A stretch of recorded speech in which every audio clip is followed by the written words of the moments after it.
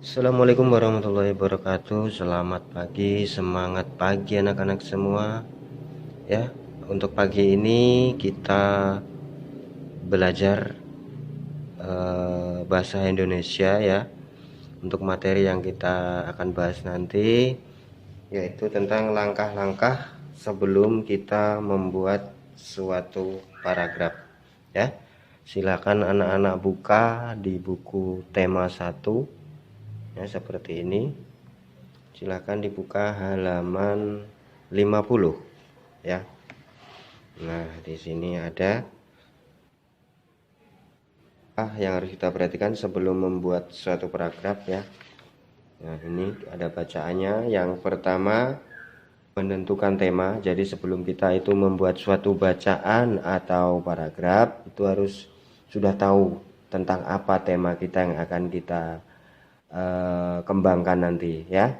Sudah. Yang kedua, menentukan judul ya, judul. Nah, yang namanya judul ini ya, namanya judul suatu paragraf itu di sini ya. Penulisan judul itu harus di atas bacaan. Nah, ini yang dinamakan judul. Ini bacaannya ya. Tidak boleh yang namanya judul itu menulisnya di bawah sini. Nah, nggak boleh itu ya. Harus di atas ya. Judul itu sama dengan kepala. Masa kepalamu di bawah ya? Kalau kepalamu di bawah malah takut Bapak ya. Gimana nanti jalannya? Oke, kembali lagi ke topik ya. Penulisan judul harus di atas bacaan ya, atau paragraf, dan letaknya harus di tengah-tengah. Nah, letaknya itu di tengah-tengah. Yang dimaksud dengan di tengah-tengah itu di sini ya, antara sini dan sini. Nah, di tengah-tengah. Di tengah-tengah. Tidak boleh menulis judul itu di samping kiri. Salah ya, atau di samping kanan sini juga salah. Yang benar adalah di tengah-tengah. Ya. Penulisan judul diawali dengan huruf besar di setiap kata. Nah, tahu ini yang namanya satu kata itu manfaat. M-nya ini huruf besar ya. Ini namakan satu kata. Bersepeda, satu kata lagi. Berarti huruf yang besar adalah huruf B ya. Jadi manfaat bersepeda itu adalah dua kata, jadi digabung menjadi satu kalimat ya. Judulnya manfaat bersepeda. Itu penulisan judul yang benar.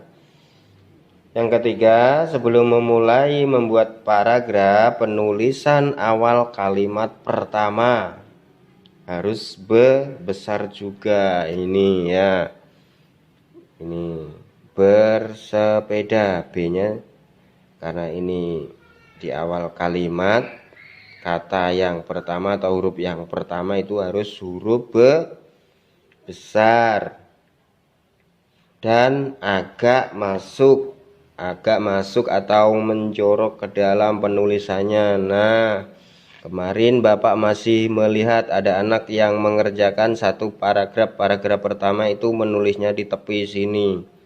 Nah, jadi tidak tahu ini berapa paragraf ya. Setiap satu paragraf kata yang pertama harus agak masuk ke dalam menulisnya ya. Ini Bapak baca ya. Bersepeda merupakan kegiatan yang menyenangkan sekaligus menyehatkan. Titik. Nah, ini dinamakan satu kalimat ya.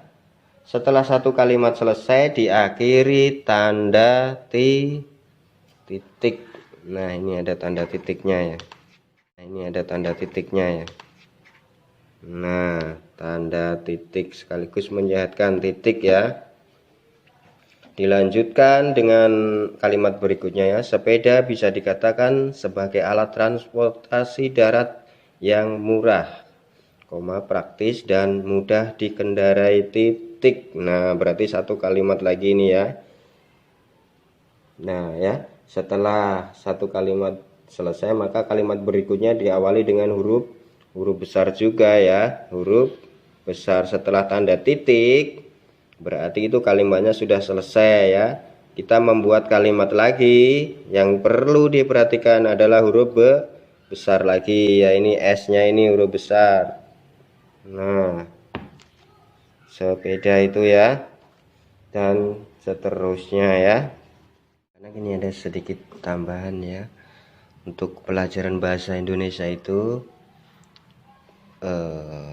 kerapian tulisan ya itu juga dinilai atau menjadi suatu penilaian ya. Di samping satu tulisan, yang kedua nilai untuk kerapian buku. Nih Bapak contohkan nilai kerapian tulisan ya. Tulisan yang baik dan benar itu adalah di tengah-tengah kolom. Ini apa namanya ya? Ya di sini. Ini Bapak contohkan ya. Danan. Ini nama Bapak yang tulis ya. Wido Sunarko.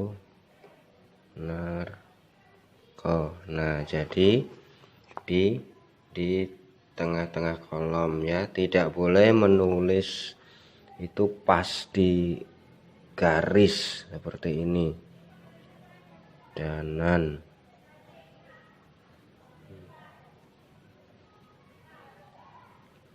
Wido Sunarko. Nah, tidak boleh seperti ini ya. Ini yang kedua, contoh yang kedua ini adalah salah. Ini malah kayak ditusuk-tusuk kayak nusuk sate ya. Ya. Penulisan yang benar adalah di tengah kolom. Ya, ini benar ya.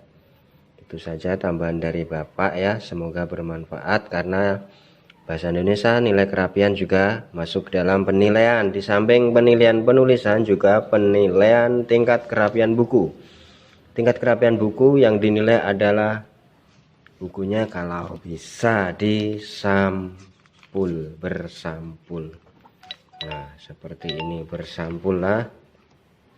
Kalau bisa ini bersampul kertas seperti ini, masih dilapisi lagi dengan sampul plastik. Nah, itu malah rapi lagi ya, karena buku tidak akan mudah rusak ya. Di samping itu rapi, dilihat juga nyaman, bukunya bagus ya. Itu saja ya anak-anak ya. Semoga anak-anak semua bisa memahami apa yang Bapak sampaikan. Intinya di sini Bapak tidak merasa pintar ya, Bapak juga sama masih belajar seperti anak-anak semua ya. Intinya kita saling sharing, saling berbagi ilmu begitu ya. Itu saja penjelasan dari Bapak. Semoga bisa bermanfaat. Yang kurang jelas mungkin atau kurang paham bisa mengisi di kolom ya, kolom komentar. Nanti Bapak langsung jawab di kolom komentar. Itu saja, terima kasih. Wassalamualaikum warahmatullahi wabarakatuh. Tetap semangat.